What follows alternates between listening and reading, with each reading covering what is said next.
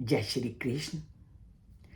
परम परमात्मा की प्राप्ति का एकमात्र साधन है उस परमात्मा के साथ अपने को जोड़ना, और उसको परम पिता परमात्मा ने नाम दिया है योग। कि जब आप परमात्मा से अपना नाता जोड़ लेते हो तो वो क्या है, योग की अवस्था। पर ये पता कैसे चले कि हम योग अवस्था को प्राप्त हो गए हैं या ये योग की अवस्था है? तो गीता तो जैसा कि स्पष्ट है कि कोई ऐसा प्रश्न नहीं जिसका उत्तर हमें गीता में ना मिले। और परमपिता परमात्मा तो सबके हृदय में वास करने वाले, सब कुछ जानने वाले हैं। उन्होंने तो पहले ही सोच लिया कि जब मैं योग का वर्णन करने जा रहा हूं तो अवश्य ही लोगों के मन में ये प्रश्न उठेगा कि योग की को पहचाने कैसे और योग की स्थिति क्या है, और हम योग की स्थिति में पहुंच गए हैं या नहीं, तो कैसे उसकी पहचान करें। तो उसका उत्तर देते हुए परम पिता परमात्मा कहते हैं, श्रुति विप्रतिपन्ना श्रुति विप्रतिपन्ना ते यदा स्थास्यति बुद्धि निश्चला स्माधौ अचलः बुद्धिस्तदा योगम अवापस्यसि। अब बुद्धि है और बुद्धि के साथ ही परमपिता परमात्मा ने सबको कार्य करने के लिए प्रेरित किया है। अब जब हम अपने शास्त्रों का अध्ययन करते हैं, सबसे प्राचीन वेदों के का अध्ययन करते हैं, तो उसमें तो अनेक प्रकार के रास्ते हमारे लिए बताए गए हैं। कभी यज्ञ का विधान है, कभी अन्य विधियों का विधान है, कभी अन्य का है, और कभी सीधा ही उस परमात्मा से जोड़ने का आध्यात्मिक रास्ता भी बताया है। और व्यक्ति अपनी रुचि और अपने विचारों के अनुसार उसको जैसा मार्ग अच्छा लगता है वो चुन लेता है। पर हर रास्ते एकदम तो उस परम पिता परमात्मा तक नहीं पहुंचाते, और ना हर एक की बुद्धि का स्तर इतना ऊंचा है कि सीधा ही परमात्मा से अपना नाता जोड़ ले। मेरे जैसे और तुम्हारे जैसे लोग तो सबसे पहले कोई ना कोई धार्मिक अनुष्ठान में जुड़ते हैं, और धार्मिक अनुष्ठान से जुड़ते जुड़ते फिर कभी हम उस परमात्मा के अंतिम अध्यात्म के पथ पर अपना बुद्धि ले जाएंगे। तो यही परमात्मा भी जानते हैं कि संसार में अलग बुद्धि, अलग विचार, अलग तरह के लोग।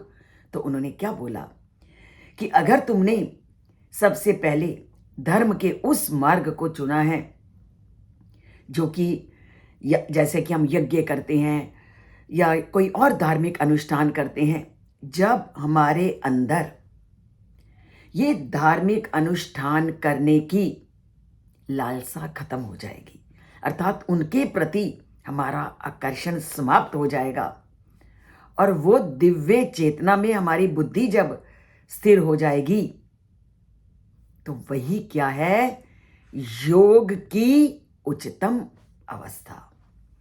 अभी तक तो हम उस अध्यात्म के मार्ग में पूरी तरह से चले ही नहीं। अभी हम क्या करते हैं, हम सोचते हैं कि हम भगवान से जुड़ रहे हैं, और भगवान से जुड़ने के लिए हम कभी पूजा कर लेते हैं, कभी थोड़ा सा पाठ कर लेते हैं, या घर में कोई यज्ञ इत्यादि का अनुष्ठान कर लेते हैं। तो इन अनुष्ठानों को करने से ही हम अपने आप को मानते हैं कि हम परमात्मा से जुड़ रहे हैं। पर जब साधक आध्यात्मिक मार्ग में पहुंच जाता है, जो कि अभी हम लोग नहीं पहुंचे, तब जो साधक है, जो आध्यात्मिकता के मार्ग में पहुंच चुका है, तो साधक का भगवान के साथ अटूट संबंध स्थापित हो जाता है। उस समय जब परमात्मा के साथ आपका संबंध स्थापित हो जाता है, तो उस समय हमें इन अनुष्ठानों को, जो कि हम आज अपने जीवन में जिनका प्रयोग कर रहे हैं, उपयोग कर रहे हैं, वो सारे के सारे कर्म कांड जिसका कि वर्णन वेदों में मिलता है, अन्य शास्त्रों में मिलता है, वो सारे कर्म कांड बोझिल और बेकार से लगने लगते हैं। फिर वे जानना चाहता है कि उन्हें अपनी साधना के साथ साथ क्या धार्मिक अनुष्ठान करने चाहिए कि नहीं करने चाहिए, क्योंकि अब वो परमात्मा के साथ अध्यात्म के मार्ग पे जुड़ चुका है।